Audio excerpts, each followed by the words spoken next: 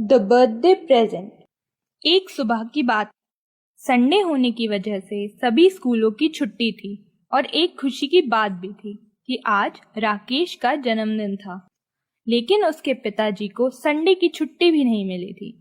यह जानकर राकेश बहुत दुखी हुआ, लेकिन उसके पिताजी को मालूम था कि आज राकेश का जन्मदिन है, इसलिए राकेश के पिताजी उसके लिए 500 रुपए छोड़ गए थे, जिसे देखकर राकेश खुश हो गया। राकेश ने अपनी माताजी से पूछा कि मैं इन रुपयों का क्या करूं माँ? उसकी माताजी ने कहा कि आज तुम्हारा जन्मदिन है, तुम इन रुपयों का कुछ भी ले सकते हो। यह जानकर राकेश बहुत खुश हुआ और वह मार्केट की तरफ निकल गया।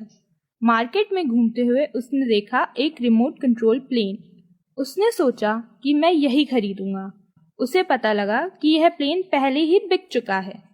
वह यह जानकर बहुत दुखी हुआ। राकेश निराश होकर घर लौट गया। घर पहुंचकर राकेश की माताजी ने उसको देखा तो उन्होंने पूछा, राकेश क्या हुआ? राकेश ने कहा, माँ मुझे एक प्लेन लेना था, लेकिन वह पहले ही बिक चुका था। उसकी माँ यह जानकर थोड़ी दुखी हो गई।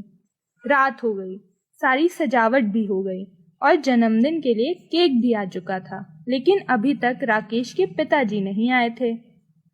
सब लोग राकेश के पिताजी का इंतजार कर रहे थे। तभी अचानक राकेश के पिताजी आ जाते हैं और उनके हाथ में एक बड़ा सा गिफ्ट था। यह देखकर राकेश खुश हो गया। पार्टी खत्म होने के बाद राकेश के पिताजी ने कहा, राकेश गिफ्ट नहीं खोलोगे कि उसमें क्या है? राकेश ने गिफ्ट खोला और गिफ्ट खोलने के बाद वह हैरान हो गया कि जो प्लेन वह खरीदने गया था वह उसके पिताजी पहले ही खरीद चुके थे और वह उसी का गिफ्ट था। यह देखकर राकेश बहुत खुश हो गया। राकेश के पिताजी ने कहा, राकेश मुझे अच्छी तरह मालूम है कि तुम्हें क्या चाहिए,